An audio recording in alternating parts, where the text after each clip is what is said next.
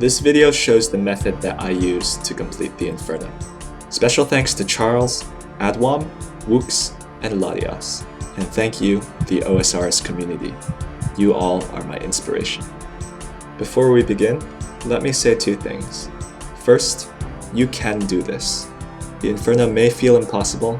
I know I sure felt that way when I first tried it. But keep at it, I promise you, you can do this. Second, this video is like an all-you-can-eat buffet. Wave by wave, it compiles many strategies that can potentially help you in the Inferno. If one strategy doesn't make sense, don't let that distract you. The important thing is to take the parts that are useful to you and make them work for you.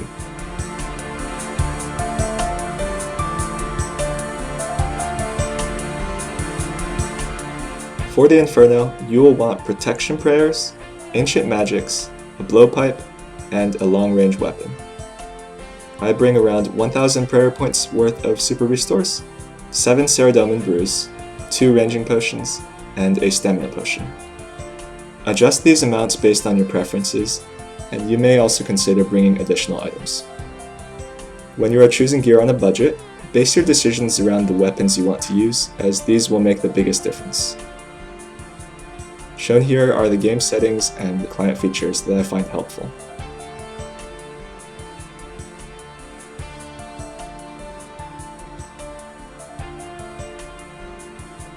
So you've sacrificed your Fire Cape to the guy? You geared up? Let's get to it.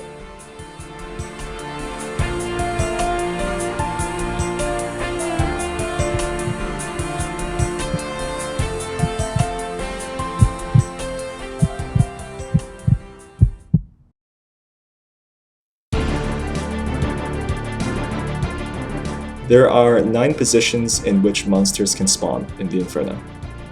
Start the wave on this tile, hugging the north pillar. Manual cast Ice Barrage once on the nibblers which spawn. Then, check the following squares in order to determine which location is safest. The first choice is this square, which will result in all monsters which spawn south becoming stuck. If the first choice is unavailable, the square next to it works quite well also. Third, it's worth checking to see if your original position is safe. This square offers the greatest flexibility to move around and defend the pillars. Lastly, if a bad combination of monsters spawns northwest, use this square to trap them opposite you. If there are remaining nibblers, kill them with Blood Barrage, if and only if you can do so safely. Focus on protecting your northern pillar, using this northwestern square to kill the nibblers attacking it from safety.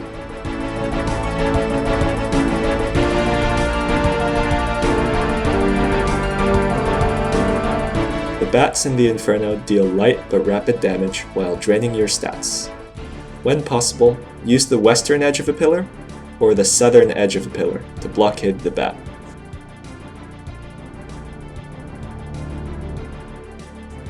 You can also get the bat stuck behind other monsters in the Inferno, which is a useful tactic in later waves.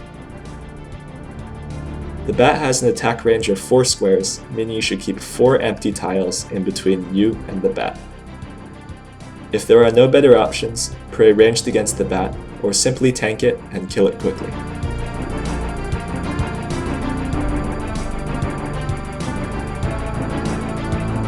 The Blob attacks with magic and ranged depending on how you pray. To deal with the Blob, switch between magic and ranged prayers on a 3 count.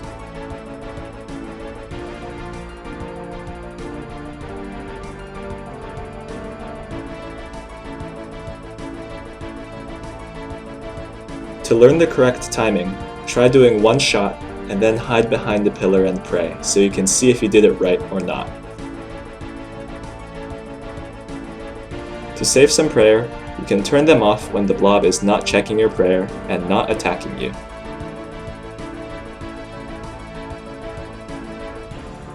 When the Blob dies, it spawns 3 minions. When possible, kill the Blob at the southwest corner of a pillar, so that only the ranged minion can attack you. This formation is ideal for healing. You can also run next to the Blob as it dies, and use Blood Barrage to take out the spawns.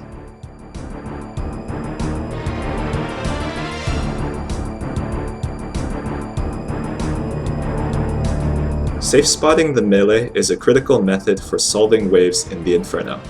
Similar to the Bat, you can blockade it using the western edge or the southern edge of a pillar. Since the melee is large, you have 3 rows of tiles to work with.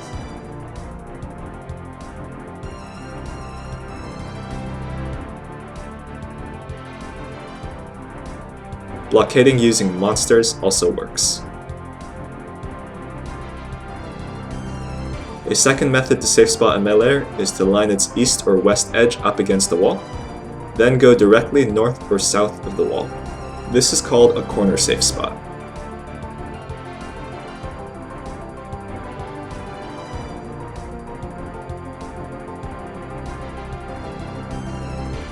When the melee digs, it will teleport to you as shown.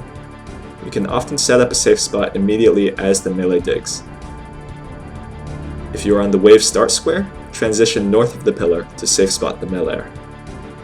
If you are on the bat spot, move east 1 tile and north 1 tile. If you are on the north side of the pillar, move to the west side of the pillar. If you are on the east side of the pillar, move to this exact tile. You can prevent the melee from digging by tanking it. Try turning your prayer on only when necessary to block the attack. Learning this timing early on will save prayer, and more importantly, it will make you more confident to try new prayer flicking techniques in later waves. The Ranger attacks every 2.4 seconds or 4 game ticks. It is well worth learning how to prayer flick against the Ranger. When the Ranger begins to move, this is when the damage from the attack is calculated. At this time, the prayer icon needs to be above your head, so you should click to activate your prayer 1 count before this. As soon as you see the Ranger begin to move, you can click to turn off your prayer. This is the so-called lazy flick. When you get comfortable with this timing, learning more advanced prayer flicking will come easily. The Ranger and the Blob first appear together at wave 21. Many times you will be able to deal with them individually. However, if both will be attacking you at the same time, there are several methods depending on your preferences. You can do 1 shot at a time and hide behind the pillar, like before. However, you will be much more at ease if you know how to tank both. To do this, you want the Ranger and the Blob to see you at the same time. Pray range for 2 counts, then pray mage for 2 counts, and then repeat. This is the 2-tick blob flick, the most powerful defense I know of against the monsters in the Inferno. Between flicks, you have 1 count to do additional actions such as repositioning your character and changing targets. If you find that the blob is still damaging you, hide behind a pillar to reset the cycle, or you can try the next method. The second method to avoid all damage from the Ranger and the Blob is by praying range, mage, and repeating. This is the 1-tick blob flick. This method is click intensive, making it difficult to do other important actions such as precise positioning, so I use this method as a last resort.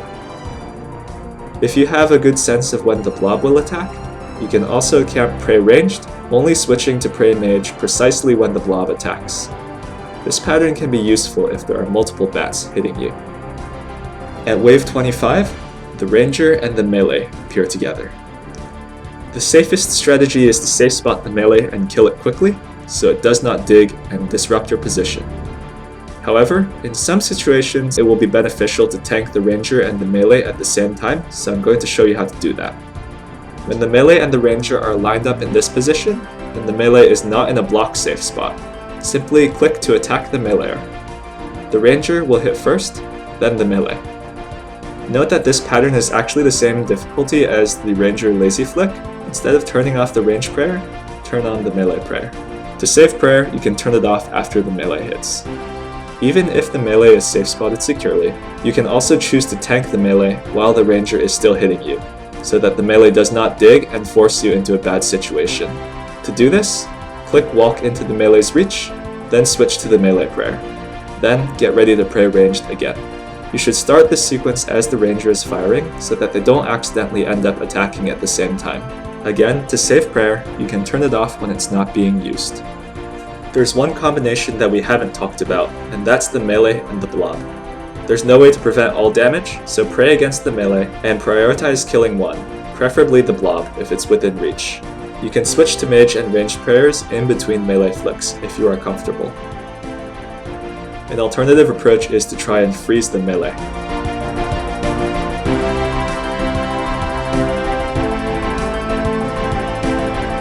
With all this information, you should be able to beat the first 34 waves of the Inferno, and then some more. To help you do this, I will show you a variety of possible spawns that you can get and how to beat each one. I recommend that you pause the video when each spawn is shown, so that you can also work out your own best solution.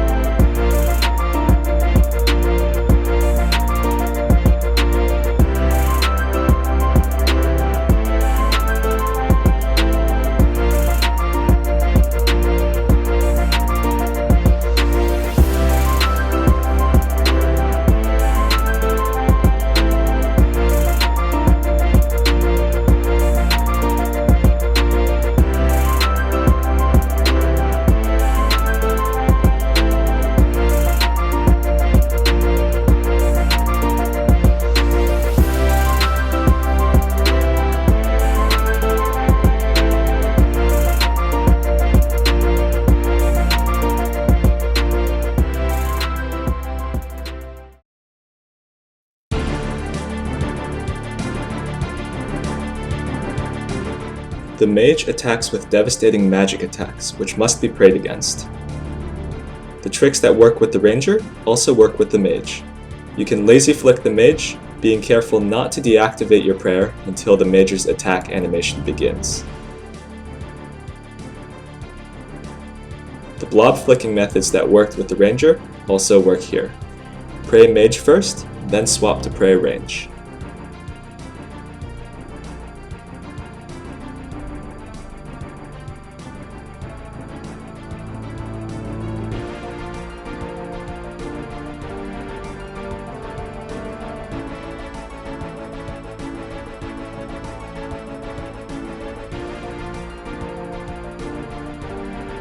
You can also flick the Mage and the melee, which is a useful option when you want to prevent the melee from digging.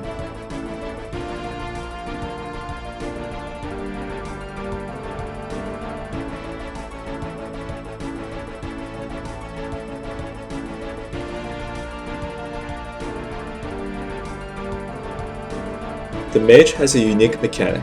It can respawn monsters from the wave that have been killed, so when possible, you should kill the Major first. Often, the solution to the hardest waves is found by first finding a safe position to attack the Mage.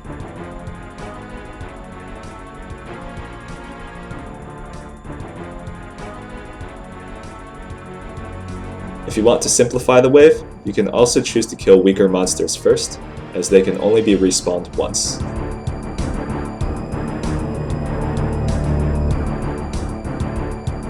Starting at wave 50, the Mage and the Ranger appear together. To start these waves, wear your highest ranged defense armor since you'll be praying magic while looking for a safe spot. Around half the time, you'll be able to use a pillar to separate the mage and the ranger, so you can attack them individually. Before turning the corner of a pillar to switch targets, position yourself right next to the edge so you can skip over the outside tile of the corner. You can take advantage of these corner transitions to lure monsters closer to you. If you are able to flick the mage alongside the ranger, this will allow you freedom to move throughout the arena. This is very similar to flicking mage and melee.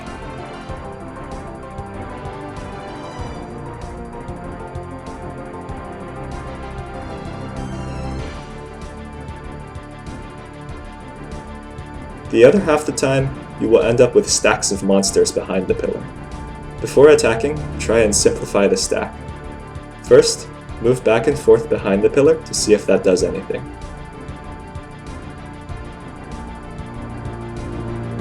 Second, you can shift monsters in the stack by luring them out of place.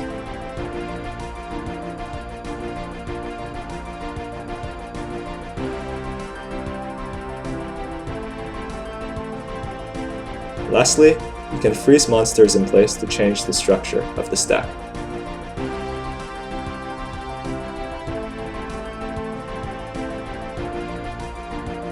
You may run into stacks that cannot be further simplified, and in these cases you can make it so that the mage and ranger attack at different times. To do this, start from the center of the space behind the pillar, then run to one of the following squares. It's most common to have stacks south of the pillar, but this trick also works in different directions.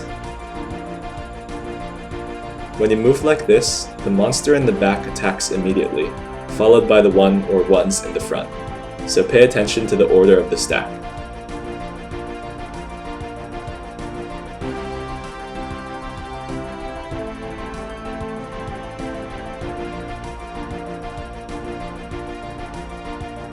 If it's just a mage and a ranger, you can click on the one in the back to attack it, instead of manually walking out.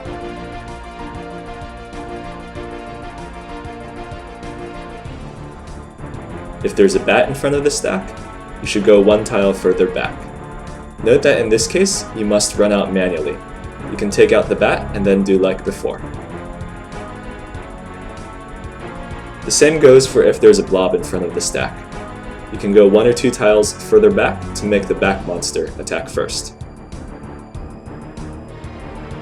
You can either do one shot at a time, or you can do the one tick blob flick.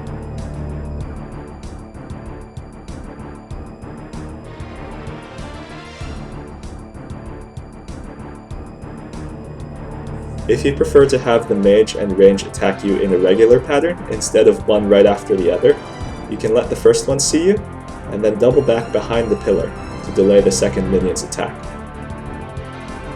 Doing this also automatically sets up a 2-tick blob flick if a blob is anywhere in the stack.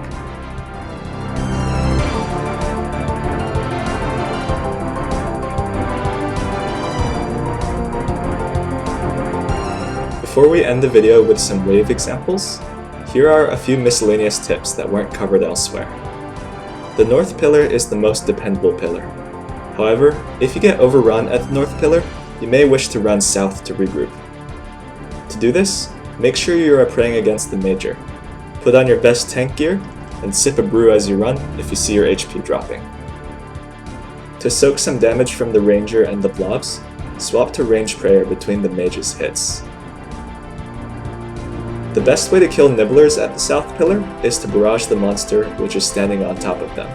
When you are at the south pillar, monsters will frequently come around the east side, so be prepared for this. Another tool available to you is camera control, which you should use to your advantage whenever possible.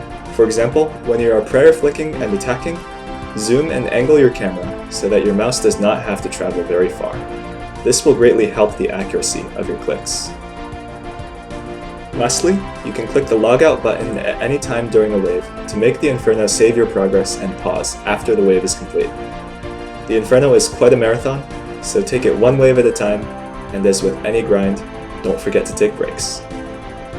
I wish you all the best of luck in the Inferno.